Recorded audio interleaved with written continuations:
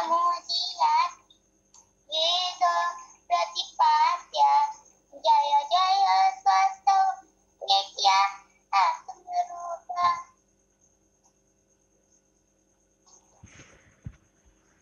सर्वांना नमस्कार. आपण बाबा मुक्तानंदांनी जे आपल्या गुरूंचं संक्षिप्त चरित्र लिहिलेलं आहे त्याच्या अंतिम टप्प्यामध्ये आहोत. आणि काल आपणाला बाबा मुक्तानंदांनी साधना करीत राहा ह्याच शीर्षकाखाली अनेक मुद्दे समजावले. सर्वात प्रथम त्यांनी आपणाला समजावलेलं आहे की सर्वच प्रकारच्या साधना पद्धती ह्या आपणाला भगवंतापर्यंत घेऊन जाणार आहेत, भगवंताची अनुभूती करून देणार आहेत, आत्मसाक्षात्कार करून देणार आहेत. त्यामुळे त्यामध्ये कठीण आणि सोपं असं काही नसतं. तर ज्या साधकाचा पिंड जसा असेल त्याच्यानुसार त्याला ती साधना आवडते आणि ती त्याला सोपी असते त्याचं आचरण करण्यासाठी. जसं आता एखादा योगी असेल तर त्याला ध्यानधारणा करायला आवडते, तर त्याला कदाचित अभ्यास करायला विशेष आवडणार नाही किंवा भक्तीमध्ये विशेष रस नाही वाटणार. ते जो भक्त आहे त्याला भजन कीर्तन सगुण पूजा ह्यामध्ये जास्त रस असू शकतो. त्याला ध्यानधारणेत थोडा कमी असेल किंवा अभ्यास करण्यामध्ये थोडा कमी असेल. तर जो वेदांती आहे तर त्याला भक्तीमध्ये रस कमी असेल. तर असं काही असेल तरीसुद्धा प्रत्येकाला अनुभूती होणार आहे हे त्यांनी सांगितलेलं आहे. आणि त्यानंतर त्यांनी आपणाला सांगितलेलं आहे की आपणाला आपले सद्गुरू जे प्रसाद देतात तर तो प्रसाद आपणच ग्रहण करावा आणि आपण तो स्वतः चाखून मग इतरांना वाटला तरी चालेल. तो दुसऱ्यांना आपण न खाता दुसऱ्यांना देऊ नये, ही महत्त्वाची गोष्ट आहे. कारण अनेक भक्त हे भगवान नित्यानंदांनी दिलेला प्रसाद हा स्वतः न वापरता ते दुसऱ्यांना देऊन टाकत होते. हे बाबा मुक्तानंदांच्या लक्षात आलं आहे. अनेकदा दिलेला नारळ विकून पण टाकला जात असे. त्यावेळेला ती परिस्थिती असे, नारळासारख्या गोष्टीला पण विकल्यानंतर थोडे जे काही 1-2-4 रुपये मिळत असतील तेव्हा किंवा 1-2 रुपये ते पण माणसाला महत्त्वाचे असतील म्हणूनही तसं माणसं करत असावीत. परंतु भगवान बाबा मुक्तानंदांनी सांगितलं की मला भगवान नित्यानंदांकडून नारळ मिळण्यासाठी 16 वर्ष लागली. तर त्यामुळे आपल्याला जो स्थूल स्वरूपातला पण जो प्रसाद मिळतो तो सुद्धा अत्यंत महत्त्वाचा असतो आणि तो शक्यतो स्वतः खावा आणि द्यावासाच वाटला तर स्वतः खाऊन मग इतरांना आपण देऊ शकतो. आता ह्याच प्रसादाच्या अनुषंगाने त्यांनी दुसरं पण सांगितलं की ज्या शिकवणी आपण शिकतो आपल्या गुरूंकडून तर त्या शिकवणीसुद्धा चांगल्या रीतीने आत्मसात करायच्या आणि त्या शिकवणी पण जसा प्रसाद ग्रहण करतो तसंच त्या शिकवणीसुद्धा आपण ग्रहण केल्या पाहिजेत. आणि त्यानंतर आपण काल आणि इथे महत्त्वाचं सांगितलं की जो साधक जो भक्त स्वतःला समजावतो तोच सर्व काही समजू शकतो. तो सर्व काही समजण्याची पात्रता त्याच्यामध्ये आपणहून निर्माण होते की जो स्वतःला समजावतो, समजून घेण्याचा प्रयत्न करतो, स्वतःला समजावतो तर त्याला सर्व काही समजतं. तर हे खूप महत्त्वाचं सांगितलेलं आहे. तर आपण प्रयत्न केला तर आपल्याला सर्व समजणार आहे आणि समजल्यानंतर निश्चितच कोणतीही गोष्ट आपण समजून घेतो तेव्हा आपली पावलं पुढे अनुभव प्राप्त करण्यासाठी आपणहून पडतात. तर हे आपणाला त्यांनी सूत्र दिलेलं आहे. त्यानंतर काल आपल्याला त्यांनी सांगितलं की जे आपले सद्गुरू आपणाला जे काही कौतुक करत असतील किंवा 4 चौघांसमोर आपल्याला त्यांनी काही पाणउतारा केला, आपली निंदा केली किंवा आपणाला त्यांनी काही अपमानास्पद वागवलं किंवा शिव्या दिल्या किंवा एखादा मार जरी दिला तरीसुद्धा तो प्रसाद आहे. यानुसार आपण तो ग्रहण केला पाहिजे. आता आपले सर्वच संत त्या बाबतीत आपणाला हेही सांगतात की जी काही आपण जीवनामध्ये स्तुती आणि निंदा आपण अनुभवतो तर ती सुद्धा समदृष्टीने अनुभवणं आवश्यक आहे. आणि जेव्हा एखादी व्यक्तीला स्तुतीचं काही वाटत नाही आणि निंदासुद्धा ती सहजपणे पचवू शकते, त्यावेळेला त्या व्यक्तीचं चित्त आपणहून शुद्ध होत असतं. ही महत्त्वाची गोष्ट आहे. आणि स्तुतीमध्ये खूप हुरळून जात असेल आणि निंदेमध्ये दुःखी होत असेल, तर समजून जायचं आपण आपलं चित्त स्वतःच खराब करत आहोत. तर स्तुतीमध्ये जर हुरळून जाण्याची सवय असेल, तर ते अत्यंत घातक आहे. आणि निंदेमध्ये दुःखी कष्टी होण्याची जर सवय असेल, ते सुद्धा घातक आहे. दोन्ही गोष्टी घातक आहेत. आणि जेव्हा माणूस दोन्ही गोष्टी चांगल्या रीतीने पचवू शकतो, त्यावेळेला त्याचं चित्त शुद्ध होतं आणि त्याच्या जीवनामध्ये पुढील मार्गदर्शनासाठी महान विभूती येतात आणि ते त्यांना अजून खोलामध्ये घेऊन जात असतात. आता त्यानंतर आपल्याला त्यांनी सांगितलेलं आहे, की अनेक साधक आपल्या सद्गुरूंकडे बाबांच्या अवतीभोवती होते, परंतु किंवा जो कृष्णाचा काळ असेल किंवा रामायणाचा काळ असेल, तेव्हासुद्धा त्या रामाच्या, कृष्णाच्या अवतीभोवती अनेक जण होते. परंतु प्रत्येक व्यक्ती किंवा आपल्या सर्व संतांच्या अवतीभोवती अनेक साधक असतात, भक्त असतात. परंतु त्यातले प्रत्येक जण पूर्णत्व प्राप्त करेल किंवा प्रत्येकाला आत्मसाक्षात्कार होईल असं नसतं. तर सेवा करण्याची संधी मिळते एवढंच आहे. पण जोपर्यंत त्या साधकाला स्वतःहून आत्मअनुभूती घेण्याची लालसा, इच्छा निर्माण होत नाही, तोपर्यंत आणि त्या दृष्टीने तो जर साधन करत नसेल, तो अंतर्मुख होत नसेल, तो आपल्या अंतरात्म्याकडे त्याचं ध्यान जात नसेल, तर त्याला आत्मअनुभूती होऊ नाही शकत. त्याला एवढं भाग्य प्राप्त होईल, हा चांगल्या वातावरणात राहिलाय, संतांच्या सोबत राहिलाय, तिथे त्यांची सेवा करण्याची संधी मिळालेली आहे, एवढंच होईल. परंतु आत्मअनुभूती होण्यासाठी ती इच्छासुद्धा पाहिजे, की मला माझं सत्य स्वरूप अनुभवायचं आहे.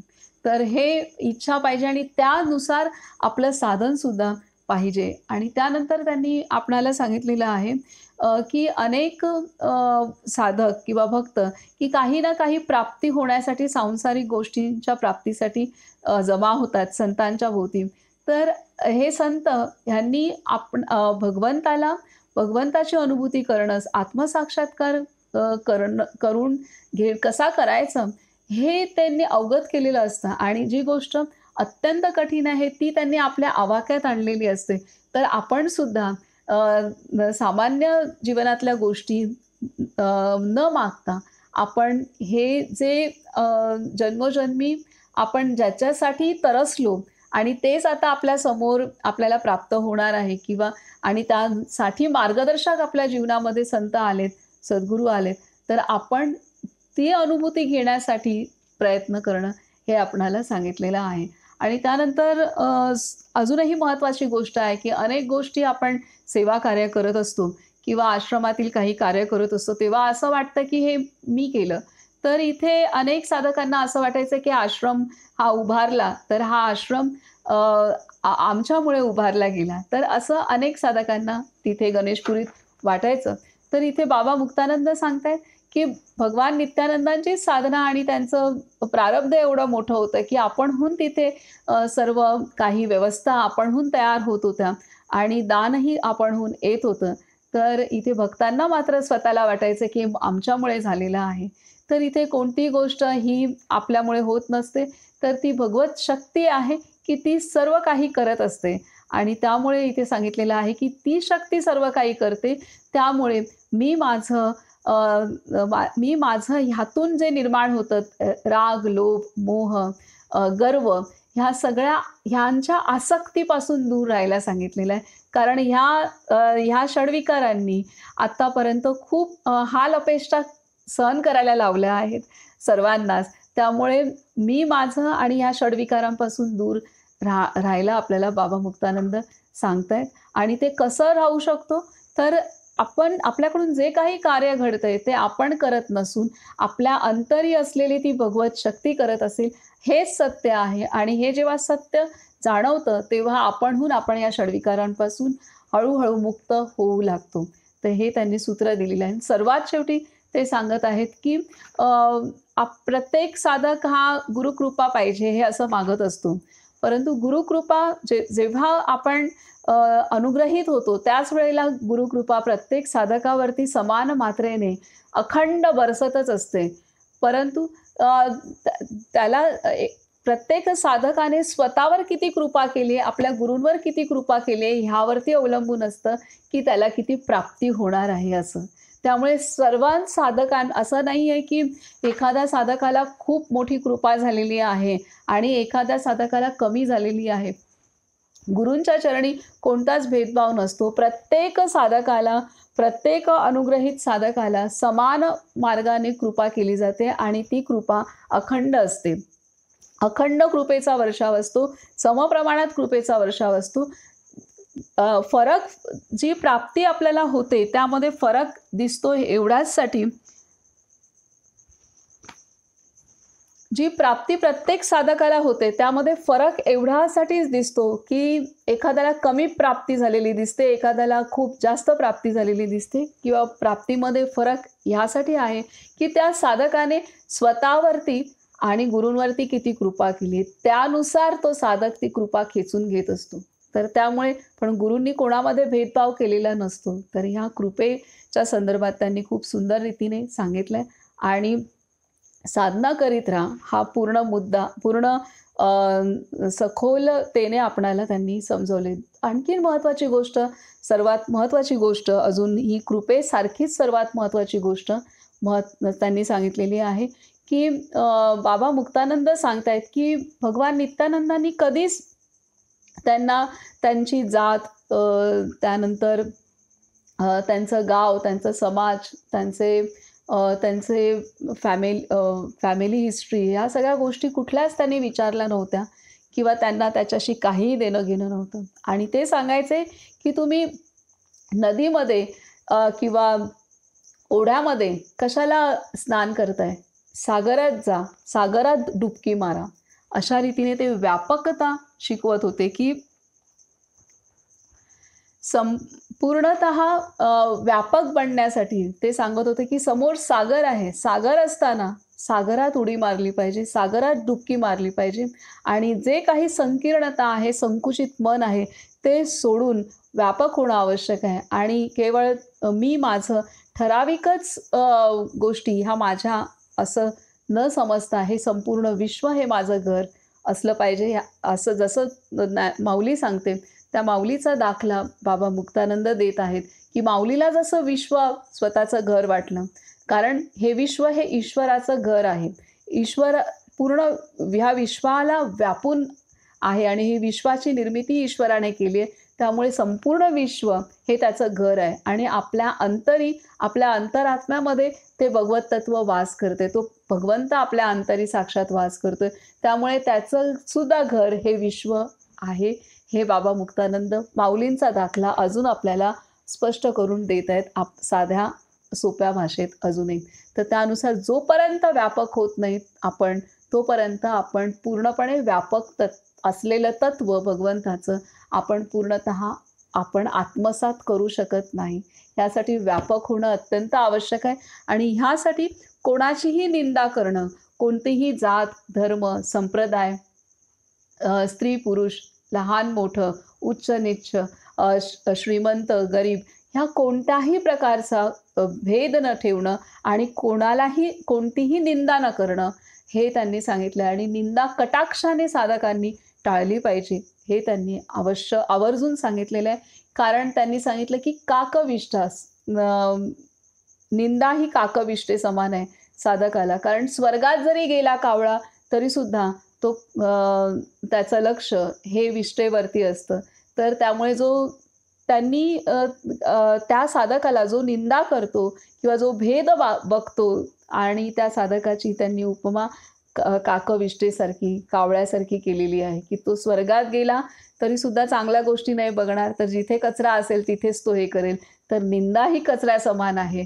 त्यामुळे निंदेपासनं स्वतःला सांभाळणं आणि स्वतःचं संरक्षण करणं साधकाने केलं पाहिजे. तर ह्या पद्धतीने हे सर्व मुद्दे आपणाला अशा पद्धतीने त्यांनी समजावून सांगितलेत. कारण हे जर आचरण असेल तर आणि तरच आपण आपलं चित्त शुद्ध राहू शकतं. आणि शुद्ध चित्त हा भगवंताचा आरसा आहे, बाकी काही नाही आहे. आणि जर ह्यातला एकही मुद्दा आपला कमी जास्त होत असेल तर भगवंत काही किंवा आत्मसाक्षात्कार दूर नाही आहे, परंतु चित्त शुद्ध नसल्यामुळे आपण ती अनुभूती घेऊ शकत नाही. तर हे चित्तशुद्धीचे हे सर्व आचरण करण्याच्या गोष्टी आहेत. आणि इथे सुरुवातीला पण त्यांनी सांगितलं कितीही आपण वाचन करतोय, श्रवण अभ्यास करतोय, सगळं काही करतोय, पण थोडा वेळ अंतर्मुख होणं पण आवश्यक आहे. कारण अंतर्मुख होतो, अंतरात्म्याकडे पाहतो, आतमध्ये जातो, तेव्हाच आपल्याला कळतं की आपण कुठपर्यंत काय केलेलं आहे, आपल्या चित्तामध्ये किती शुद्धी आहे, किती अशुद्धी आहे, तेव्हाच आपल्याला कळतं की आपण जेव्हा आतमध्ये जातो. आणि त्यामुळे जसं आपण बाहेरचा हा सर्व अभ्यास करतो ही चांगली गोष्ट आहे, परंतु आतमध्ये गेल्यानंतरच आपणाला लक्षात येऊ शकतं की आपण कुठपर्यंत आलोय आणि त्यासाठी ध्यान आपणाला मदत करत असतं. तर अशा रीतीने पूर्ण साधना करीत राहा शीर्षकाखाली बाबा मुक्तानंदांनी एक एक बारकावे आपणाला समजवलेले आहेत. आता आपण पुढचं वाचन करूया.